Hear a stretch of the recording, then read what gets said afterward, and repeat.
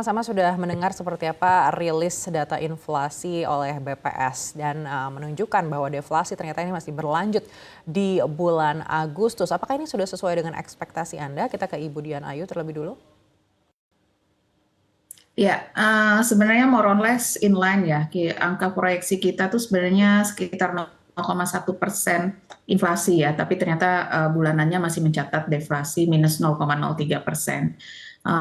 Year on year-nya relatif cukup inline. Memang kalau kita lihat ada pergeseran masa panen ya yang masih berdampak pada penurunan harga pangan. Jadi deflasinya nih lebih terlihat di penurunan harga-harga pangan terutama ya. Ada peningkatan produksi sehingga ini menyebabkan terkendalinya harga pangan dan bahkan cenderung menurun. Tapi kalau kita lihat di sisi lain dari sisi inflasi inti juga masih relatif flat ya.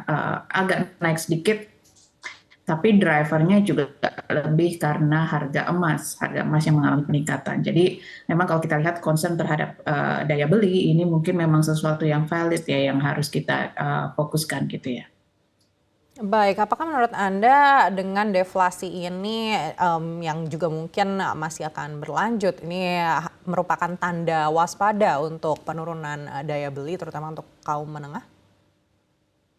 Ya memang kalau kita lihat mungkin semester 2 ini ada sedikit upside ya dalam arti beberapa indikator itu mulai menunjukkan perbaikan misalnya dari anggaran realisasi belanja pemerintah itu diperkirakan juga akan lebih cepat, lebih tinggi. Apalagi kita kan segera memasuki masa sudah memasuki masa pilkada ya, pemilihan kepala daerah. Nah, ini mungkin akan ada sedikit dorongan juga ya, support dari pemerintah untuk kegiatan perekonomian secara overall termasuk konsumsi.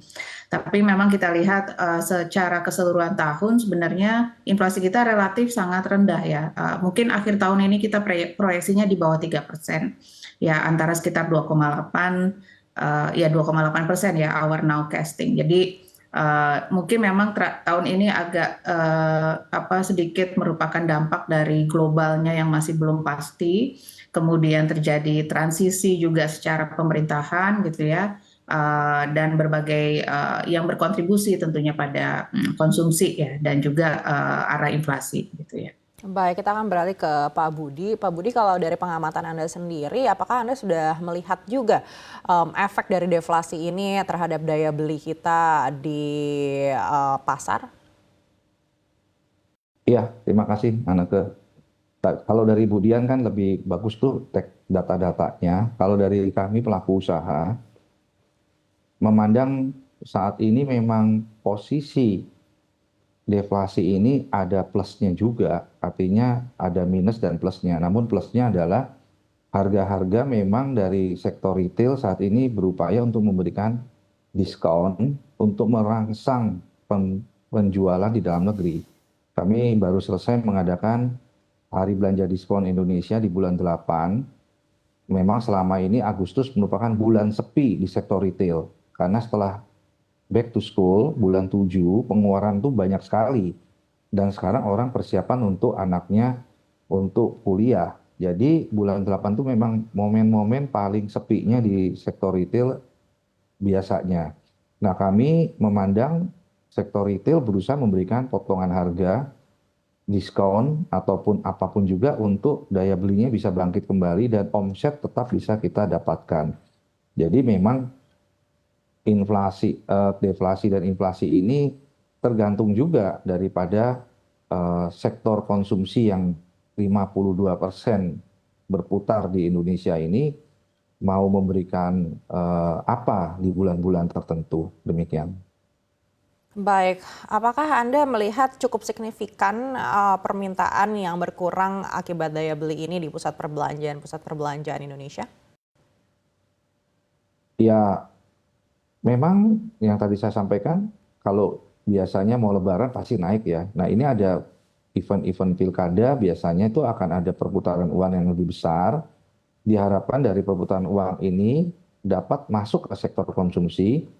Dan kami melihat memang biasanya nanti di bulan 9 akan ada kenaikan, bulan 10 puncaknya nanti di Natal Tahun Baru. Jadi ini hal yang biasa ya di sektor retail. Namun kami melihat bahwa pemerintah bekerja keras untuk menjaga seperti Badan Pangan itu menjaga stok karena kami selalu meeting dengan Badan Pangan untuk sembako, bagaimana harga eceran, bagaimana stok itu dijaga. Nah, ini mungkin salah satu faktor juga tidak terlalu banyak kenaikan harga di beberapa sektor karena stoknya cukup. Karena stok itu penting buat sektor retail.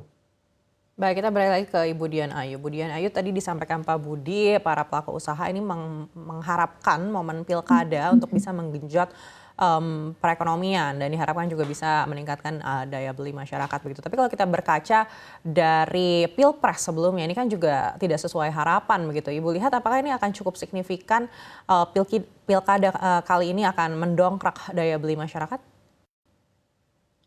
Iya, sebenarnya kalau kita lihat ya, konsumsi yang cenderung stagnan gitu ya, kalau kita lihat di tahun ini, itu memang ada dampak lanjutan. Ya, pertama mungkin dari scarring effect setelah pandemi. Ya, jadi memang belum benar-benar bisa recovery full speed gitu ya. Apalagi setelah pandemi kan kita melalui berbagai gejolak global ya, yang sekarang juga masih berlanjut. Dan yang kedua, saya juga melihat sebenarnya di beberapa tahun yang lalu kan kita masih mengalami periode suku bunga tinggi ya. Jadi suku bunga tinggi yang kemudian agak berperan nih, berkontribusi juga pada persepsi atau confidence dari masyarakat.